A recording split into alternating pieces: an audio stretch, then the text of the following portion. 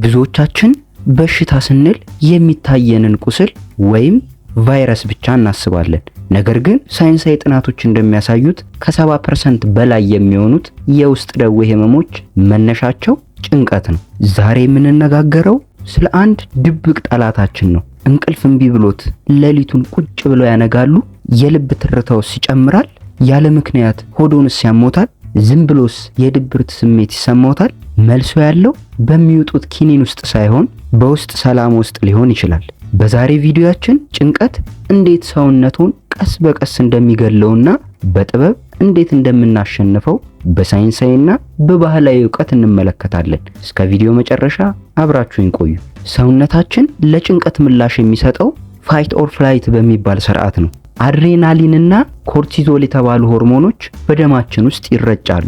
ይህ ለድንገተኛ አደጋ የተፈጠረ ተፈጥሯዊ ምላሽ ቢሆንም ለረጅም ጊዜ በሰውነታችን ውስጥ ሲቆይ ግን እንደ መርዝ መስራት ይጀምራል። ጥበበኛው ሶሎሞን በመጽሐፈ ምሳሌ ላይ ደስተኛ ልብ እንደ መድኃኒት ይፈውሳል፣ የተሰበረ መንፈስ ግን አጥንትን ያደርቃል ይላል።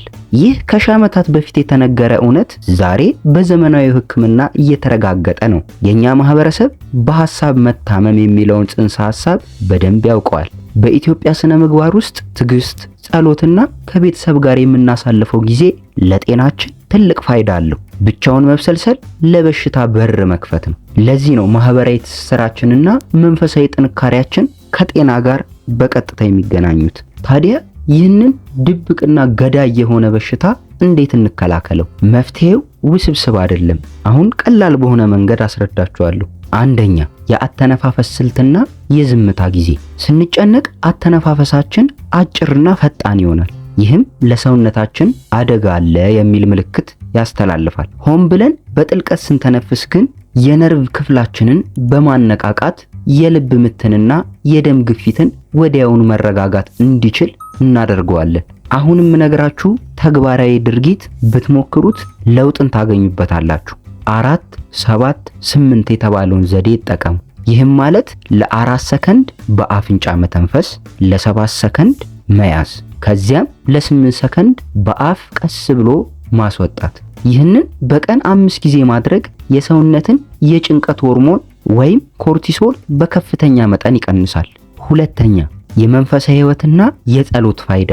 በባህላችንና በእምነታችን ውስጥ ያለው የጸሎትና የጾም ስርዓት ከፍተኛ የስነ ልቦና እረፍትን ይሰጣል። ጸሎት ትኩረትን ካለፈው ጸጸትና ከወደፊቱ ስጋት በማውጣት አሁን ላይ እንድንሆን ያደርገናል። አሁን የምነግራችሁ መፍትሄ በእጅጉ ይጠቅማችኋል። ጠዋት ከእንቅልፍ ሲነቁ ስልክ ከመንካት ይልቅ ለ15 ደቂቃ በዝምታ መጸለይ ወይም መንፈሳዊ መጽሐፍትን ማንበብ። ይህም አእምሮ ቀኑን በሰላም እንዲጀምር መልህቅ ይሆነዋል። ሶስተኛ፣ ከዲጂታል ዲቶክስ ወይም ከቴክኖሎጂ መራቅ። የማህበራዊ ሚዲያ መረጃዎች ብዛት አእምሮ ሁልጊዜ በንቃት እንዲቆይ ያደርገዋል። ይህ ደግሞ ለድካምና ለውስጥ ሰላም ማጣት ዋና መንስኤ ነው።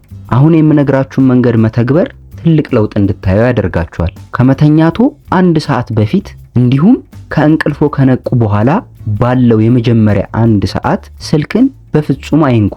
በምትኩ ከቤተሰብ ጋር መጫወት ወይም በቀጣይ ቀን ስራዎች ላይ ማሰላሰልና ጊዜን ማሳለፍ። አራተኛ፣ የተፈጥሮ ጸጋዎችን መጠቀም።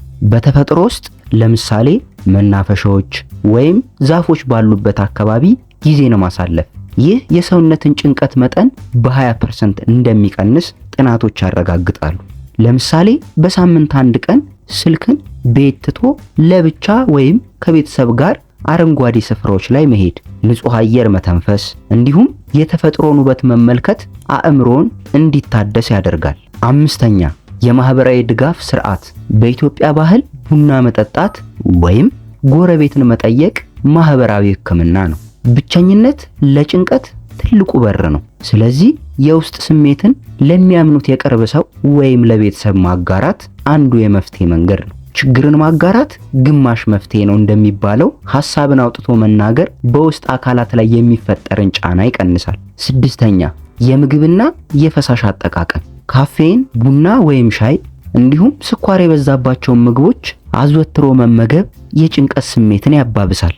በተቃራኒው ማግኒዥየምና ኦሜጋ 3 ያላቸውን ምግቦች አዘወትረው ቢመገቡ የነርቭ ስርዓትን ያረጋጋሉ። ለምሳሌ ማታ ማታ ቡና ከመጠጣት መቆጠብ፣ በምትኩ እንደ ሻሞሜል ያሉ የእጽዋት ሻዮችን መጠጣት።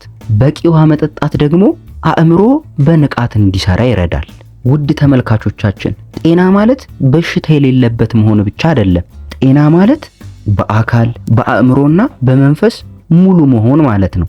ለራስዎ ጊዜ ይስጡ፣ ቅንነትንና ፍቅርን ይለማመዱ። እንግዲህ እነዚህ መፍትሄዎች በተግባር ስንተረጉማቸው ውጤቱን እናየዋለን። መፍትሄው ውድ መድኃኒት መግዛት ሳይሆን የአኗኗር ዘይቤያችንን ማስተካከል ነው። በቀን ውስጥ ለጥቂት ደቂቃዎች የምናደርገው ጥልቅ ትንፋሽ፣ ከፈጣሪ ጋር የምናሳልፈው የጸሎት ጊዜ እንዲሁም ከቴክኖሎጂ የምንወስደው እረፍት ሰውነታችን ራሱን እንዲያድስ እድል ይሰጠዋል። ያስታውሱ፣ ጤናማ መሆን ማለት አካላዊ ጥንካሬ ብቻም አይደለም፣ የተረጋጋ አእምሮና የሰላም መንፈስ መኖርም ጭምር ነው። በቶቲዩብ በኩል የምናቀርብላችሁ እነዚህ መረጃዎች በህይወታችሁ ላይ ለውጥ እንደሚያመጡ ሙሉ እምነት አለን። ይህ ቪዲዮ ጠቃሚ ሆኖ ካገኙት ለምትወዷቸው ሰዎች አጋሩት። ሰብስክራይብ በማድረግ የቤተሰባችን አባል ይሁኑ። በቀጣይ በሌላ ርዕሰ ጉዳይ እስከምንገናኝ ቸር ቆዩ።